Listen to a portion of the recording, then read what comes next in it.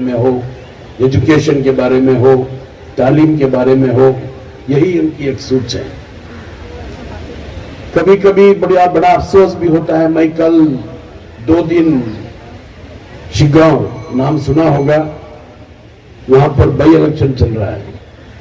وہاں پر 3 ایسے حلقے ہیں, ایک شاہنور اور ایک ہے شگاؤں اور ایک ہے بنکاپور. تقریباً میرے خیال سے لگ بھگ 10 سے 11 ہزار گھر ہوں گے, کنبے ہوں گے.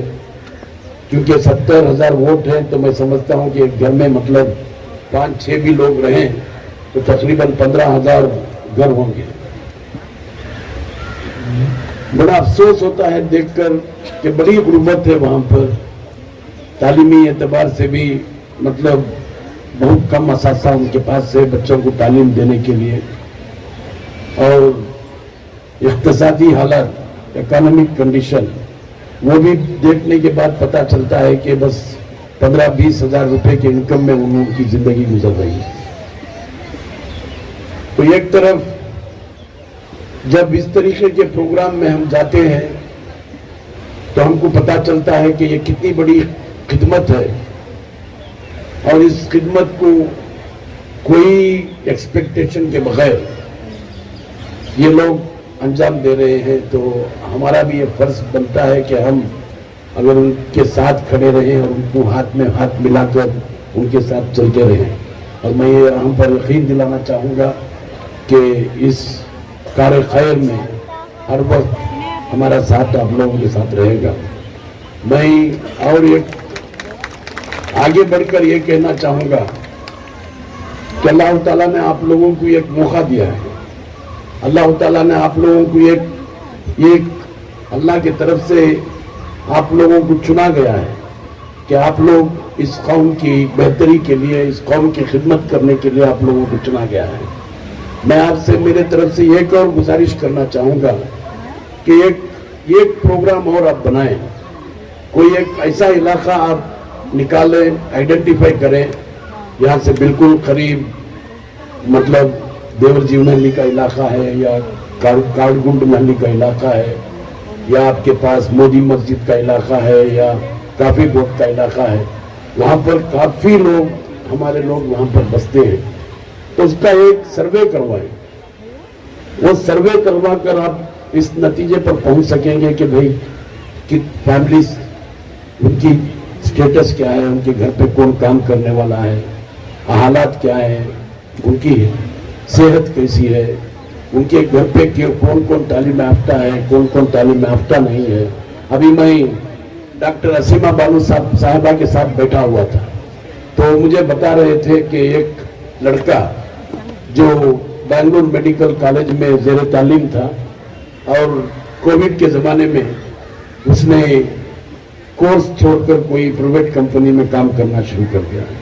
جب انہوں نے اس کو بلا کے پوچھا کہ کس وجہ سے میڈیکل سیٹ ملنا ہی مشکل ہے اور میڈیکل ایڈمیشن کے لیے لوگ 1 کروڑ 1.5 کروڑ روپیہ دیتے ہیں, تو جب ایسا ایک میرٹ کے اوپر اس کو بنگلور میڈیکل کالج میں سیٹ ملی ہے, ملنے کے باوجود وہ چھوڑ کر چلا گیا. تھوڑی سی فکر کرنے کے بعد پتا چلا کہ کووڈ کے وقت ان کے والد کا انتقال ہو گیا. گھر میں بہن ہے, بہن کو بھی پڑھانا ہے, تو گھر کے حالات ایسے نہیں تھے کہ بہن بھی پڑھے اور میں بھی پڑھوں. تو میں نے سوچا کہ میں کام کروں گا اور گھر بھی سنبھالوں گا اور بہن کی پڑھائی بھی کروں گا. تو انہوں نے پھر اس کو بلایا, بٹھایا, بات کیا اور اس سے کہا کہ بھئی تم مطلب وہ راجیو گاندھی یونیورسٹی کے رجسٹرار سے بات کیا, ان سے کہا کہ بھئی بچہ ایک ٹرم چھوڑ چکا ہے تو اس کو پھر ایک بار موقع دیں. وہ ٹرم کا ایگزام لاسٹ ایئر کا ایگزام لکھے گا اور پھر کنٹینیو کرے گا. اور انہوں نے خاص کر اس کے اوپر تھوڑی بہت توجہ دی. اس کو بٹھا کر بعد میں مجھے بتا رہے تھے کہ وہ ایک ہی اٹمپٹ میں 4 سبجیکٹ بڑے اچھے نمبر کے ساتھ, فرسٹ کلاس کے ساتھ پاس کیا. اور دوسرے مطلب اب وہ اس کا اسٹڈیز کنٹینیو ہو گئی. تو اس طریقے کا جو ہے اگر ہم کچھ نہ کچھ ایسے صحیح نیت کے ساتھ, خلوص کے ساتھ اگر ہم سوچیں کہ ہم ان لوگوں کی مدد کرنا چاہیے. تو میں سمجھتا ہوں کہ ابھی آپ کے سامنے تزین عمر صاحبہ بھی موجود ہیں, ابھی آئی ہوئی ہیں. انہوں نے ایک کام گوری پالیا میں شروع کیا تھا. گوری پالیا میں آپ لوگوں کو جو بتا رہا ہوں وہی کام تزین عمر نے کیا تھا. ان لوگوں نے وہاں پر سروے کیا تھا. سروے کر وہاں کے لوگوں کی حالات جان کر وہاں پر اسکول شروع کی تھی. مطلب انگلش میڈیم, اردو میڈیم, سارا کچھ, مطلب ایک بہترین اسکول وہاں پر بنائے اور وہ اسکول آج بھی چل رہی ہے. اور تقریباً میں سمجھتا ہوں کہ جب کتنے 400 بچے ابھی بھی وہاں پر پڑھ رہے ہیں. تو یہی ایک مقصد ہے زندگی کا کہ اللہ تعالیٰ نے آپ لوگوں کو چنا ہے. آپ لوگوں کو یہ کردار نبھانے کے لیے یہ اللہ تعالیٰ کی طرف سے آپ لوگوں کو ایک تحفہ ہے کہ آپ لوگ اس کام کے لیے, ہم جیسے لوگ, ہمارا مطلب یہ رستہ نہیں ہے. ہم ہر وقت کبھی چلتے رہتے الٹ پلٹ کر ادھر ادھر چلے جاتے ہیں. مگر آپ لوگوں کے لیے یہ بہترین اثاثہ اللہ تعالیٰ کی طرف سے دیا ہے کہ میں سمجھتا ہوں کہ کوئی آپ بھی یہ علاقہ ایسا سلیکٹ کریں اور علاقے میں جا کر دیکھیں کہ حالات کیا ہیں, اکنامیکل کنڈیشن کیا ہیں, ہیلتھ کنڈیشن کیا ہیں, اور کس طریقے سے ہم لوگوں کو ان کی زندگی میں تبدیلی لانے کی کوشش ہو سکتی ہے, کوشش کر سکتے ہیں. اس کے بارے میں بھی اگر سوچیں گے تو میں سمجھتا ہوں کہ بہت بڑی کامیابی ہوگی. Small, very tiny. میں تو ایک کالج میں اینڈ ایک ہاسپٹل میں کام کر رہی ہوں, تو ان سب لوگوں کے ساتھ اسٹیج شیئر کرنا, I am very humble. Thank you so much. اتنا یہ لوگ اللہ کو رضا کرنے کے لیے, قوم کے لیے خود سے کر رہے ہیں. ہم لوگوں کو تو ڈیوٹی ہے, جاب ہے, ہم ان لوگوں کو ضرور کرنا ہے, بٹ یہ لوگ والنٹریلی کر رہے ہیں, اپنے اندر سے موٹیویٹ ہو کے کر رہے ہیں. تو hats off to all of you. ایک big round of applause to everybody on stage who's working here. ابھی before I talk, اب آپ لوگوں کو بات کرنے سے پہلے یہ بولنا چاہوں گی کہ ہمیشہ اگر آپ کے ساتھ کوئی کسی نے کوئی نیکی کی ہے نا تو اس کو بیان کرنا ضروری ہے. تو میں 2 لوگوں کا ضرور بولوں گی. فیروز بھائی, سر when I got appointed in 2000 Bangalore کی پوسٹنگ فیروز بھائی ہیلپ می. نہیں تو چھوٹے سے بچوں کے ساتھ, چھوٹا بچہ تھا میرا, میسور میڈیکل کالج میں جانا بہت مشکل تھا. تو جزاک اللہ فار دیٹ. اینڈ نصیر بھائی, اینی ٹائم آئی کال, ایسا ہے, ایسا کچھ پرابلم ہے, یہ پوسٹنگ ہے, یہ آرڈرز ہیں, immediately اٹھاتے فون اور ریسپونڈ کرتے ہیں اینڈ ہی سالوز مائی پرابلمس. نہیں تو بنگلور میڈیکل کالج میں پرنسپل بن کے, ٹراما کیئر کے ہیڈ بن کے کام کرنا مشکل ہے. بہت چیلنجز ہیں, بہت مشکل کام ہے. اینڈ سب کا سپورٹ اور سب کی دعائیں ہیں, اور اللہ سبحانہ تعالیٰ کا ہاتھ سر پہ آگے پیچھے ہے جو میں آج آپ لوگوں کے سامنے کھڑی ہوں. الحمدللہ میرے ماں باپ کی دعائیں, سارے لوگ جو میرے ساتھ کام کر رہے ہیں, میرے پیشنٹس, میرے اسٹوڈنٹس, ان سب کا سپورٹ. تو ایز اے ٹیم ایک جھنڈ بن کے کام کرنا ہے. تو یہاں سارے بہت سے بچیاں ہیں, بہت سے مائیں ہیں, بہنیں ہیں. آپ کو یہ میں بتا دوں, آپ لوگ سوچتے ہوں گے ہم لوگ یہاں آ کے یہاں کھڑ کے اسپیچ دے کے کالج چلا کے چلی جاتی ہوں, مگر گھر کے کام کون کرتا ہے؟ گھر میں سب کام کرنا پڑتا ہے, گھر چلانا پڑتا ہے, کھانا بنانا پڑتا ہے. یہ سب کرتے ہوئے پڑھنا بہت مشکل ہے. یہ میں بہت سن چکی ہوں. آپ کو میں بتا دوں, میرے گھر میں بھی کام والی نہیں ہے, میں اپنا کام خود کرتی ہوں. میں اپنا ناشتہ بنا کے میرے امی ابا کو کھلا کے ڈیوٹی کو نکلتی ہوں, کیونکہ میں نکل جاؤں, شوگر کے پیشنٹس ہیں تو پرابلم ہو جائے گا.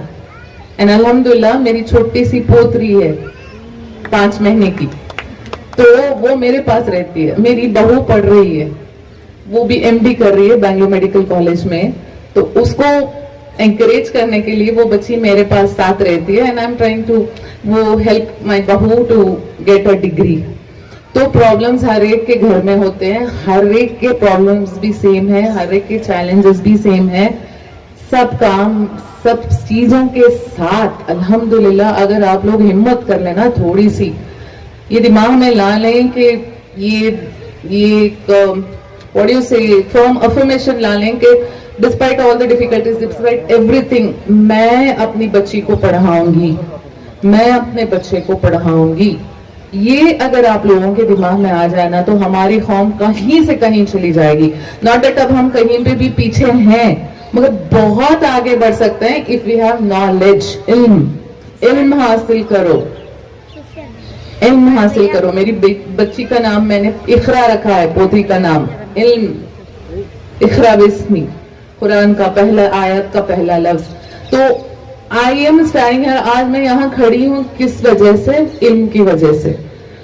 एंड मैं ये बता दूं कि बैंगलोर मेडिकल कॉलेज में जब मैं मेडिकल के लिए जो दाखिला लिया था, वहाँ की फीस 1000 रुपए थी सालाना फीस, और मैं स्कॉलरशिप पे पढ़ी हूँ, नेशनल मेरिट स्कॉलरशिप पे, because of the 10th standard के मार्क्स और पीयूसी के मार्क्स के बेसिस पे स्कॉलरशिप दिया जाता था. And if you are continuously fail नहीं हुए तो 5 साल भी स्कॉलरशिप आता था. तो स्कॉलरशिप अगर हमको मिल रहा है, जैसे आपको अल्हम्दुलिल्लाह अब स्कॉलरशिप मिल रहा है, तो उसका भरपूर फायदा उठाएं. बीच में ना अपनी पढ़ाई को इनकम्प्लीट ना करें. शादी, बच्चे, ये सब साथ चलते, बट अपनी पढ़ाई मुकम्मल करें. एक बच्ची घर में एजुकेट हो जाए ना तो पूरी फैमिली एजुकेट हो जाती है. You educate one woman in the family, the whole family gets educated.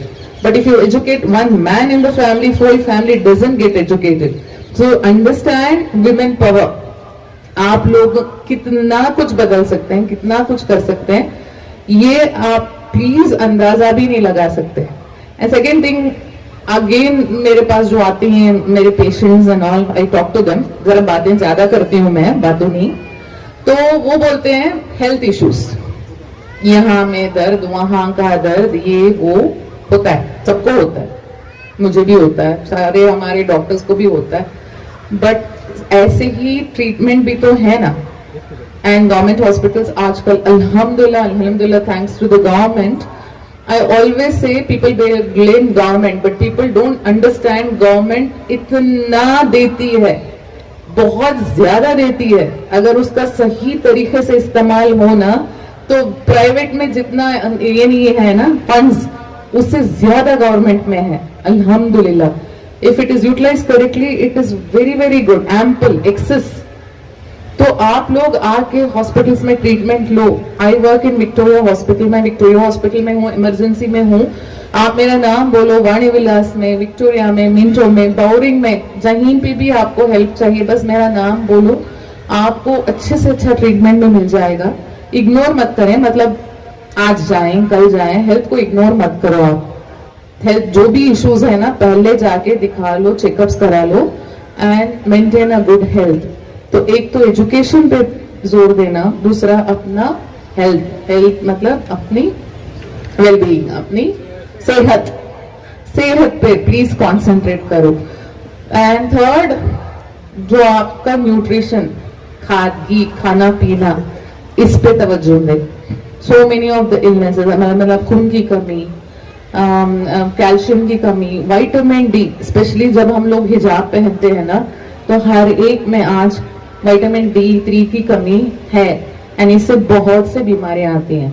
तो आप लोग एक छोटा सा अपना चेकअप करा लें हॉस्पिटल में जाके, और ये वाले सप्लीमेंट्स, मतलब विटामिन D3 के टैबलेट्स, अनीमिया मतलब खून बढ़ाने के टैबलेट्स, ये सब अवेलेबल हैं. 3 महीने ले लो आप, तो बहुत से प्रॉब्लम्स, वो जॉइंट पेन 40 के नहीं होते, नी पेन शुरू हो जाता है, बैक पेन शुरू हो जाता है. क्यों हो जाता है? क्योंकि हम लोग अपनी सेहत पे तवज्जो नहीं देते. खाना इतना कंप्लीट नहीं होता, मतलब जो खाते हैं हम लोग समटाइम्स ठीक से हर चीज की ग़िज़ा नहीं लेते. तो आप लोग ये वाले सप्लीमेंट्स पे प्लीज कॉन्सेंट्रेट करें और अपनी हेल्थ का ख्याल रखें. और अब 40 के बाद थोड़े और लेडीज के प्रॉब्लम्स भी होते हैं, वो भी चेकअप कराएं and take care of your health. 4 thing I will tell is, बच्चों को दीन के रास्ते पे चलाएं, मोबाइल से दूर रखें. हर बार मैं जहां भी जाती हूँ, कभी भी जाती हूँ, मोबाइल की वजह से बच्चे पढ़ते नहीं है. तो आप लोग प्लीज थोड़ा मोबाइल का टाइम रेस्ट्रिक्ट कराएं, 1 घंटा या आधा घंटा बस मोबाइल दें. اور جو بچوں کو موبائل یوز کرنے دیتے ہیں کبھی تو ڈال کے جھانک کے دیکھ لیجئے کہ وہ کیا دیکھ رہے ہیں, کہاں پہ انوالو ہیں, کہاں اپنے فوٹوز ڈال رہے ہیں, انسٹاگرام پہ, فیس بک پہ, عجب عجب ویب سائٹس, نیٹ ورکس کچھ ہیں جہاں پہ فوٹوز اپلوڈ ہو جاتے ہیں, ریلز اپلوڈ ہو جاتے ہیں, and this is causing lot of problems. Phone آنے لگے ہیں. جسٹ 15 days بیک ایک میرے کو فون آیا کہ بولا کہ آپ کے بچے کو ہم نے کڈنیپ کر لیا ہے, دلی لے کے جا رہے ہیں, اتنے پیسے ڈالو. اینڈ وہ فون آیا واٹس ایپ پہ اور اس پہ انڈین پولیس کا فوٹو تھا. تو میں میرے بچے کو, مجھے پتا تھا میرا بچہ گھر میں ہے, اس دن اس کی کالج نہیں تھی, تو آئی واز ویری شیور, میں نے وہ کچھ نہیں کیا. تو پلیز تھوڑا سوشل میڈیا سے بچوں کو دور رکھیں اینڈ مور ایجوکیشن پہ توجہ دیں. بچوں کا خوراک, بچوں کی ٹریننگ, بچوں کو دین کی تعلیم اور بچوں کو میڈیا سے تھوڑا دور رکھیں. اور another excuse, اور ایک ایکسکیوز بچوں میں کیوں نہیں پڑھتے بچے, مینس گھریلو کام میں لگا دیتے ہیں.